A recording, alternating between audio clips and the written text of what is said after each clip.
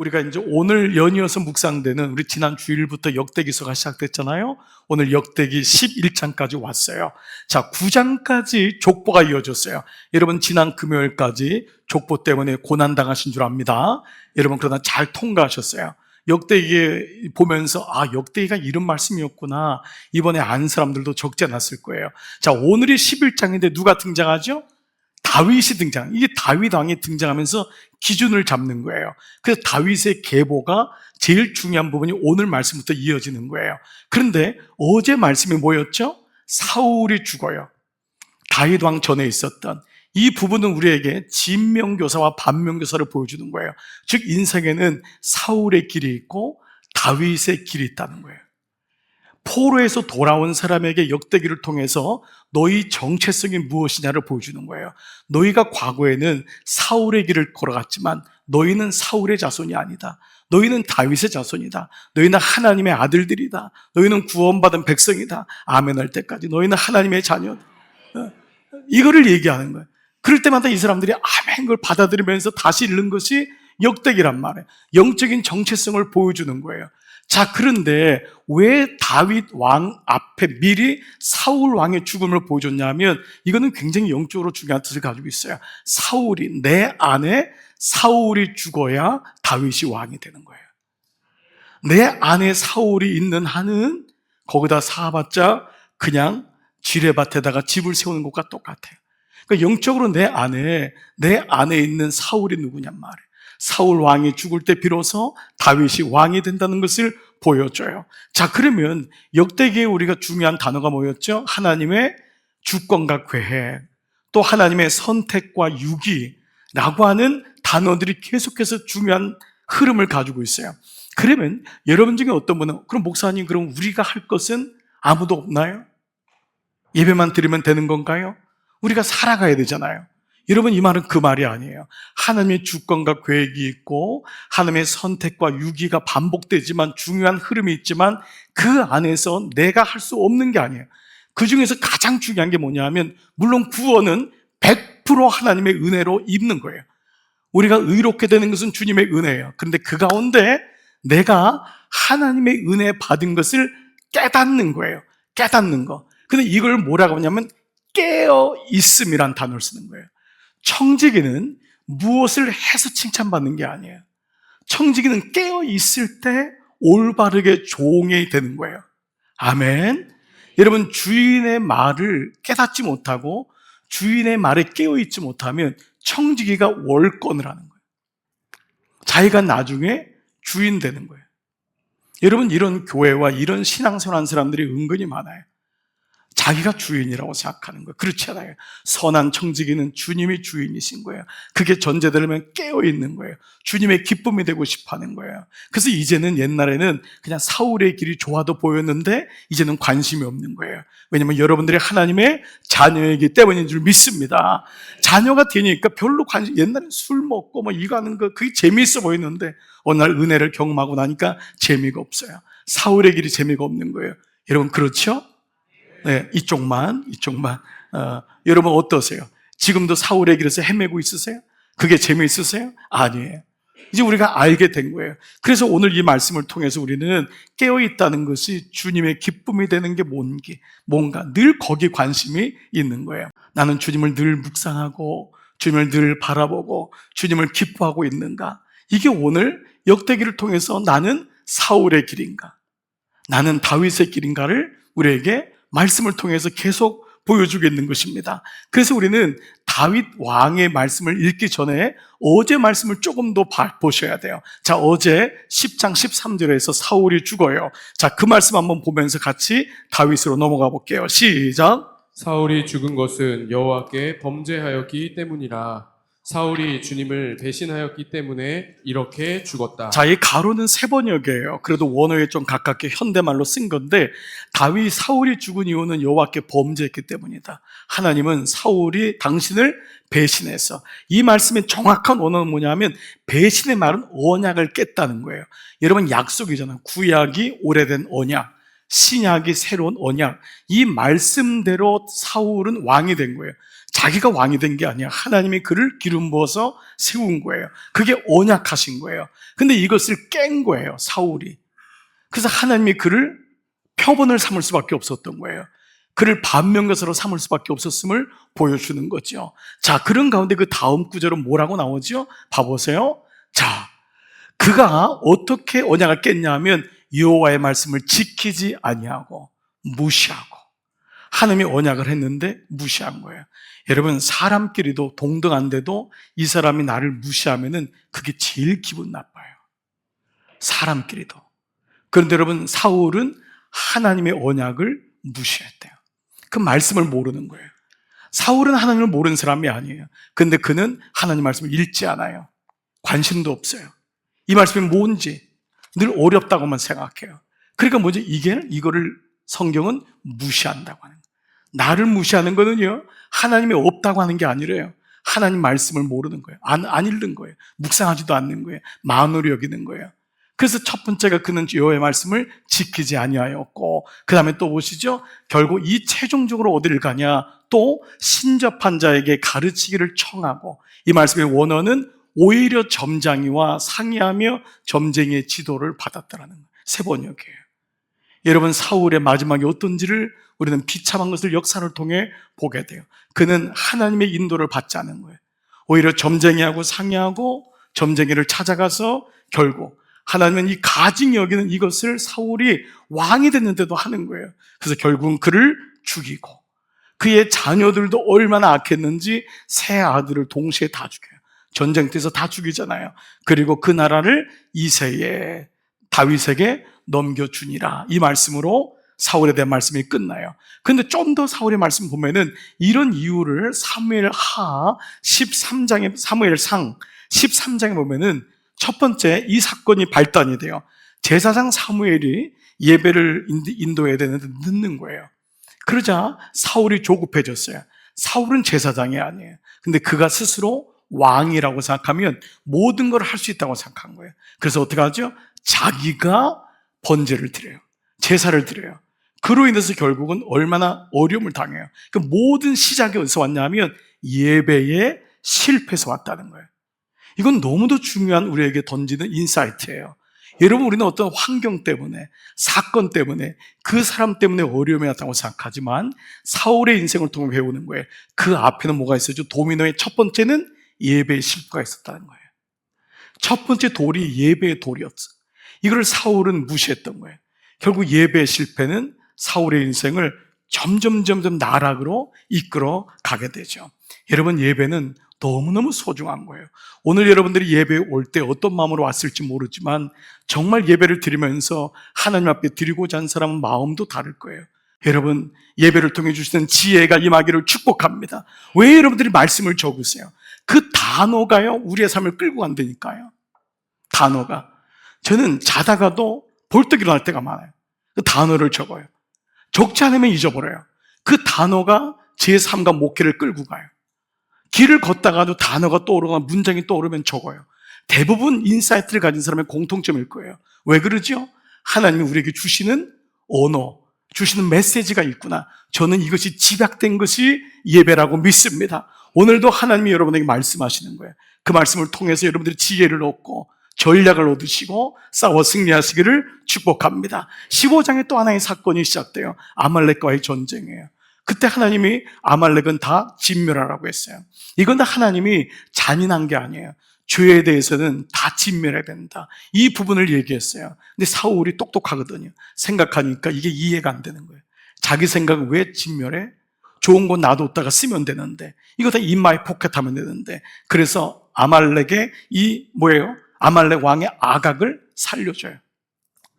그리고 좋은 소와 양들, 전리품들을 다 남겨요. 숨겨요. 자기가 가지려고. 이게 들통나면서부터 그는 붙잡히는 인생이 돼요. 뭐에게? 욕망과 자기 생각에. 이것이 우리에게, 이 사울에게는 바로 아킬레스였던 거예요. 그 사울은 늘 여기 붙이는 거예요. 하나님이 그를 그렇게 쓰셨는데 그는 작은 욕망에 붙잡히는 거예요. 하나님이 그를 왕으로 세우셨는데 그거를 보지 못하고 결국 자기 생각대로 가는 이것을 경험하게 되죠. 자, 이런 가운데 가장 치명적인 문제는 뭐였죠? 바로 주술가한테 가는 거였어요. 자, 이 말씀이 신접한 인을 찾아가는 게 사무엘상 28장 5절부터 한번 읽을게요. 시작. 사울이 블레셋 사람들의 군대를 보고 두려워서 그의 마음이 크게 떨린지라. 사울이 그의 신하들에게 이르되 나를 위하여 신접한 여인을 찾으라. 내가 그리로 가서 그에게 물으라 하니. 여러분, 이것은 사울 왕만이 아니라 앞에 말씀드렸던 여러분 바로 모든 유대 왕들의 최종적인 타락이에요. 이걸 가리켜서 영적 혼합이라고 해요. 영은 깨끗해야 돼요. 하나님의 한 분이시니. 왜 하나님의 영을 성령이라고 하죠? 그분이 거룩하기 때문에. 그분이 거룩한 거예요. 그 거룩한 영이 와야지 더러운 내 영이 그 영으로 인해서 씻겨지고 예수의 영으로 내가 끌려가는 거예요. 근데 우리의 영, 인간의 생각은 너무 더러워요. 늘 생각하는 것도 그렇고 결국은 뭐죠? 접신으로 가는 거예요. 귀신들의 세계로 끌려가는 것을 말씀하고 있어요. 근데 이 첫 구절 한번 다 봐보세요. 자, 사울이 어땠죠? 블레셋 사람의 군대를 보니까 어땠어요? 두려워하고 그의 마음이 크게 떨린지라. 이거는 모든 사람이 갖고 있는 공통점이에요. 저나 여러분이나 인생을 살다 보면 분명히 두려운 일이 와요. 마음이 크게 떨려요. 그런데 중요한 건 두려움과 떨림 가운데 하나님의 자리가 있냐 없냐예요. 하나님의 자리가 없으면 결국은 이게 무속으로 가는 거예요. 하나님의 자리가 없으면. 두렵고 떨림이 우리에게 있지만 하나님의 자리가 있으면 하나님께 묻지만 하나님의 자리가 없으면 하나님이 아닌 다른 신이 들어오는 거예요. 결국 이것을 하나님은 너무도 강조하셨어요. 그래서 출애굽한 이스라엘 백성이 광야에서 들어가자마자 한 게 뭐예요? 애굽에서 배운 게 뭐예요? 혼합적인 신들 송아지를 만들잖아요. 금송아지를 만들잖아요. 이게 배운 거예요. 바벨론에 갔던 포로 생활 70년 동안 바벨론은 이스라엘보다 몇십 배나 잘 사는 나라예요. 근데 거기서 뭐를 가져오죠? 혼합적인 걸 가져오는 거예요. 영적으로 타락한 귀신 섬기는 이 주술을 가져오는 거예요. 무속을 가져오는 거예요. 그래서 오늘 말씀은 뭐예요? 너희는 하나님의 자녀다. 이 사울의 길을 걸으면 안 된다는 걸 말씀해요. 여러분이 잘 아시는 레위기 19장 31절 이 말씀만이 아니에요. 너무도 많은데 이 말씀 한 구절만 찾을게요. 같이 시작. 너희는 신접한 자와 박수를 믿지 말며. 잠깐요. 여기 믿지 말면은 원어는 뭐냐면 잘라내란 말이에요. 자르라는 거예요. 자르라. 너희는 신접한 자와 박수를 더 이상 가까이 하지 말아라. 잘라내라는 거예요. 갓없이 잘라내라. 그리고 그들을 추종하지 말라. 그들을 따라가지 말라. 어떤 말로도 내가 유혹할 텐데 그들의 말에 귀 기울이지 말아라. 이것이 놀랍게도 스스로 더럽히는 일이래요. 여러분이 점장이한테 간다고 하나님이 더럽혀질까요? 여러분이 여러분 무당한테 갔다고 우리 교회가 뭐 영향을 받아요? 그렇진 않아요. 근데 너무 놀라운 거죠. 스스로 이것이 망하는 길이래요. 스스로 더럽혀진대요. 하나님이 이것에 대해 너무도 강조하는 거예요. 그런데 여러분 이 일이 우리 사이에 너무도 많이 있어요. 오늘날 근자에 너무도 많은 그리스도인들의 삶 속에 이것이 들어와 있어요. 자기도 모르게. 그래서 자기 인생에 하나님이 아닌 엉뚱한 것에 끌려가서 점을 보고 무당을 보고 누가 용하다 그러면 찾아가고 결국 이것을 하나님은 사울왕을 통해서 멸절시키는 거예요. 결국 사울왕과 모든 왕들의 마지막이 결국은 여기서 걸리는 것은 역사를 통해 우리에게 분명히 보여주는 거예요. 적용해 보십시오. 사울에게 적용되는 나의 아킬레스는 무엇입니까? 여러분 집안의 아킬레스는 뭐예요? 내 안에 아직 죽지 않은 사울은 뭐예요? 예배를 만으로 여기는 마음은 없습니까? 너무 예배를 쉽게 생각하지 않으세요? 정말 예배가 너무 소중하고 예배가 기다려지고 하나님 내게 말씀하는 그 시간이 정말 너무도 중요하다고 느끼십니까? 혹은 과도한 욕망과 자기 생각에 몰두해 있진 않나요? 그리고 세 번째, 영적인 혼합은 나에게는, 우리 집에는 없나요? 오늘 이 말씀이 여러분에게 잘 들려지기를 주의 이름으로 축복합니다. 그리고 성경에서 왜 이 부분을 이렇게 강조하는지를 다시 들어야 돼요. 자, 이런 가운데 오늘 드디어 11장 1절에서 다윗이 왕이 됐는데 다윗에게 이스라엘 백성의 지도자들, 장로들과 정치인들이 찾아와요. 그게 1절이에요. 자, 1절 말씀 한번 읽어볼게요. 시작. 온 이스라엘이 헤브론에 모여 다윗을 보고 이르되 우리는 왕에 가까운 혈족이니이다. 자, 이 말씀의 배경은 뭐냐 하면 이게 아첨하는 겁니다. 이게 왜냐하면 여러분 12지파가 있잖아요. 이스라엘에. 그 중에 한 지파는 레위 지파는 그게 지분이 없잖아요. 그냥 레위지파는 성전만 섬기니까 나머지 11지파인데 11지파 중에 다윗은 유다의 족장이에요. 왕이라고도 할 수 없어요. 나머지 10지파는 베냐민 지파의 사울을 중심으로 한 10나라가 북쪽에 있는 거예요. 거의 밑에는 거의 두 나라 두 족박밖에 없는 거예요. 그러니까 이런 가운데 있는데 사울 왕이 죽고 아들 셋이 다 죽었어요. 이걸 보면서 너무 놀란 거예요. 그래서 장로들과 정치인들과 여기 있는 모든 사람이 헤브론으로 온 거예요. 다윗에게 온 거예요. 그러면서 다윗은 우리의 같은 혈통 아니냐. 왜냐하면 옛날에나 여러분 어땠어요, 여러분? 이게 정권이 바뀌거나 이건 구태타든지 뭐든지 바뀌면은 엄청난 피를 흘리는 거예요. 그래서 여기 와가지고 2절에도 뭐라 하냐면 당신 우리의 목자 아니었습니까? 당신 우리의 주권자 아닙니까? 그 말씀이 2절인 거예요.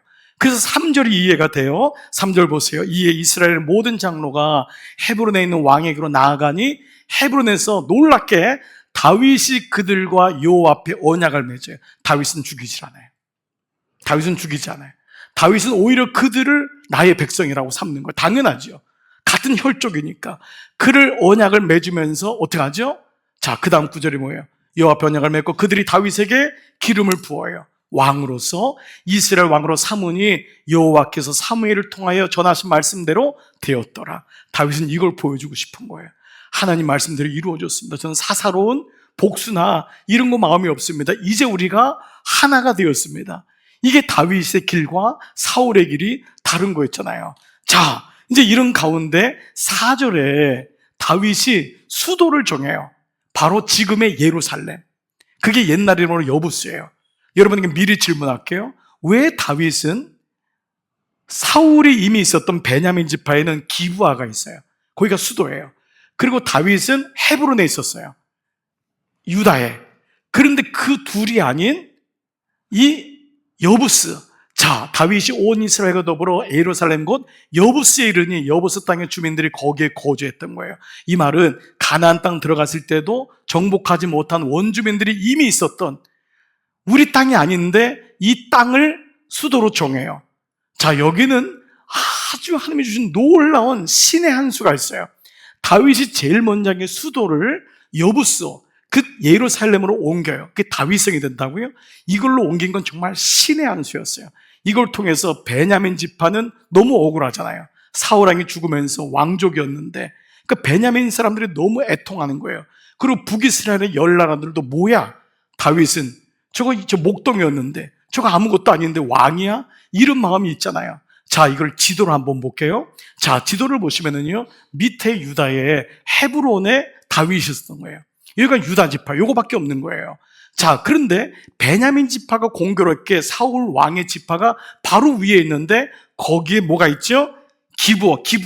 기브아가 저기가 바로 사울 왕이 있었던 거예요. 그런데 새로운 수도를 어디로 정하죠? 예루살렘. 어디가 더 가깝죠? 헤브론하고 기브아 중에 기브아 쪽에서 가까운 쪽으로 하는 거예요. 이게 다윗의 크기예요. 다윗은 시야가 좁지 않아요. 다윗은 이 베냐민 지파 모든 지파를 품어요. 여러분 이런 말 있죠. 우리가 작은 것 때문에 큰 거를 잃어버린다. 뭐라 하죠? 소탐대실인 거예요. 근데 다윗은 이 하나님이 주신 지혜로 통합을 하는 거예요. 그래서 리더십 중에 가장 탁월한 리더십을 통합적 리더십이라고 하잖아요. 분열되어 있는 것을 하나로 모으고 넓은 거예요. 그게 하나님이 우리에게 주신 마음인 거예요. 보면 우리는 너무 작아요. 교회 안에서도 너무 작아요. 그 여러분 어느 사람이 술집에서 막 싸우니까 왜 교회 가서 안 싸우고, 세상 사람들이 보는 교회는 그렇게 보이는 거예요. 아니 그리스도를 믿는데 왜 이렇게 작아졌는지 몰라요. 아볼로파, 게바파, 그리스도파, 예수파, 바울파. 그리고 우리 안에도 부부싸움 하는 거 보세요. 그게 큰 걸로 부부싸움 하는 게 아니에요. 작은 걸로 부닥치고 이런 일들이 너무도 많은 거예요. 침을 한번 꿀꺽 삼키면 되는데 그게 안 될 때가 너무 많은데 다윗은 놀랍게도 이 부분을 통합해요. 그래서 오히려 베냐민 지파의 마음을 만져주면서 그는 나라를 세워가는 것에 일조하게 돼요. 이게 다윗의 영성이에요. 다윗의 영의 크기인 거예요. 영의 상태는 그게 그렇게 걸리지 않는 거예요.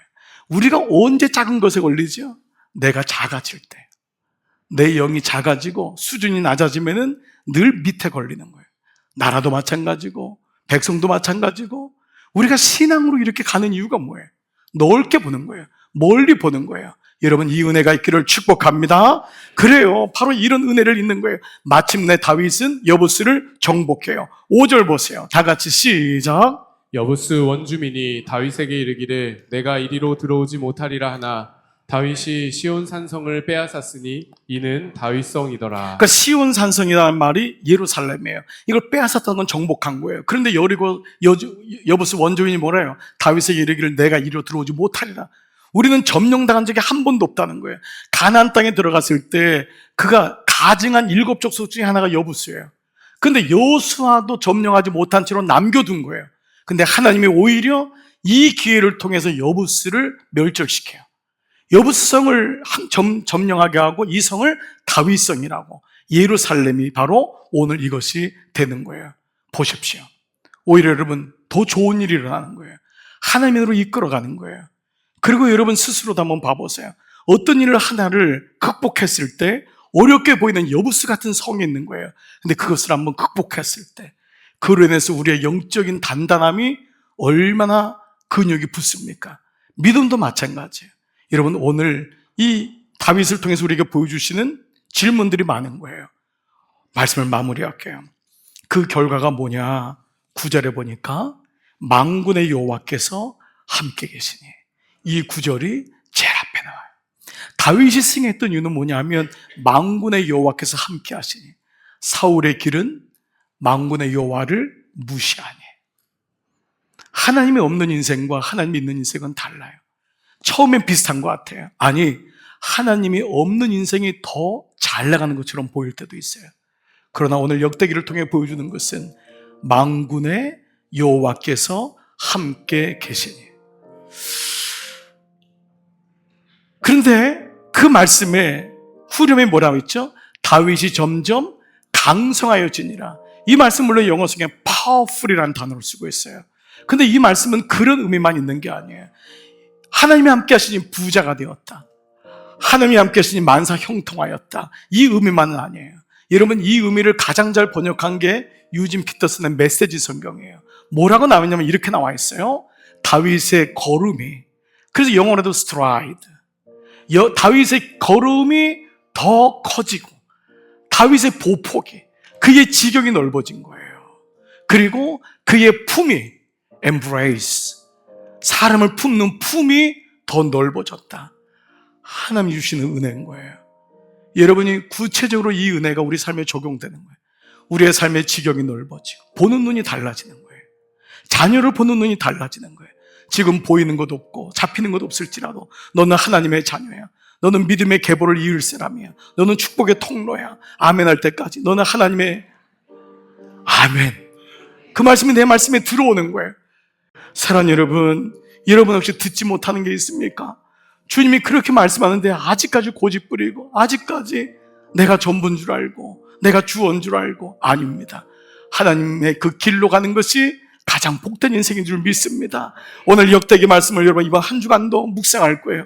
여러분이 누군지를 정체성, 이것이 역대기의 주제예요. 나는 하나님의 자녀입니다. 나는 다윗의 길을 걷습니다. 나는 빛의 길을 걷습니다. 아멘. 그 말씀이 계속 고백될 때마다, 선포될 때마다 그 은혜로 살게 될 줄 믿습니다. 오늘은 마침 성령 강림절기의 첫날입니다.